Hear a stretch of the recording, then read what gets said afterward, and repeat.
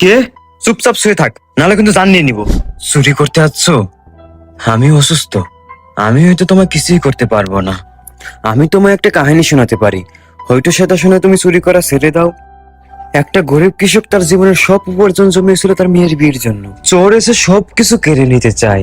কৃষক বেচারা শেষবারের মতো চোরের পা ধরে ভিক্ষা চায়। এর মধ্যে চোরের মুখোশ খুলে যায়, কৃষক তাকে চিনতে পারে, এটা তো রনির ছেলে জনি। এর মধ্যে চোর পালিয়ে যায়, কৃষক পিছন থেকে তাকে ডাকতে থাকে, জনি জনি জনি। তারপরের দিন কৃষক সব কথা বলে দেয় রনি সাহেবের কাছে। রনি সাহেব রাগান্বিত হয়ে বলে, জনি বাবা, বন্দুক নিয়ে আয়, এই গরিব কৃষককে মজা দেখাতে হবে। তারপর তারপর কি হলো? তারপরের কাহিনী আমার ছেলে জনি বলবে। মারে বোকাচোদা।